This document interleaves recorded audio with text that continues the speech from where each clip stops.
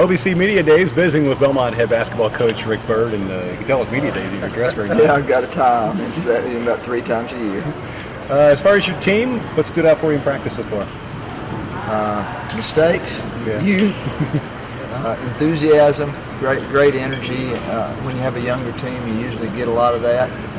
A lot of competition for spots, but we are younger and inexperienced, particularly inside.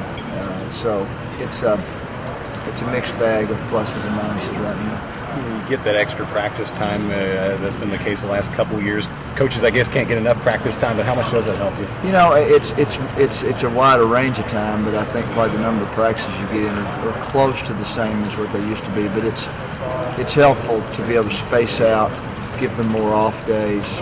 Hopefully that helps with injury and that sort of thing.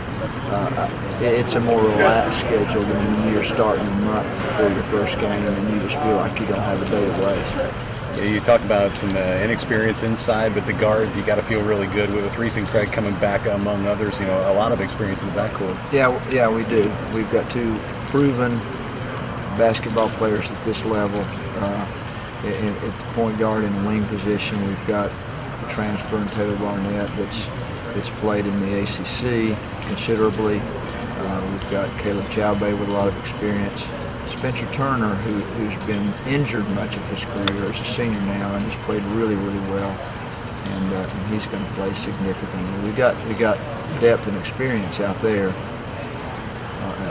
When we start looking into the big guys, is where we got a lot to learn. We use Evan a little bit differently than maybe he did last year. We would like to use him more as a wing, but right now when we look at putting sort of the best 5 players on the floor, he ends up being inside more than he is outside. As far as your pre-conference schedule goes, always some tough games. A road trip to Butler will be fun. Playing at Western Kentucky and some of the other games there. What stands out about that schedule? What stands out to me, as you said, the trip to Butler would be fun, and we've gone twice and lost by about 40 both times, Kevin. So that was years ago. Hopefully we can put up a better fight. You know, it's a difficult schedule, but I like that in the sense that I think our team will be better come January than if we tried to worry about just getting wins. So it's going to tell us a lot. I mean, it's an NBA schedule. We're playing every other day until exams, and then we take a week off, and then we're back at that with a nice road trip. Nice in the sense that we're going to go to VCU and then go on up to Fairfield and even spend some time in New York City, and that'll be a good experience for our guys. Yeah, you talk about those non-conference games, getting ready for the conference schedule and on down the road. How much do you think that helped you last year and what you played leading into the OVC, then the tough conference games, making that run in the NIT? I just philosophically believe unless your team is so undermanned and you need some confidence building, that playing the best schedule you can play makes you better by your conference season. And we've had one of the toughest non-conference schedules in the country over the past several years, and we've ended up with, obviously, with some good conference runs.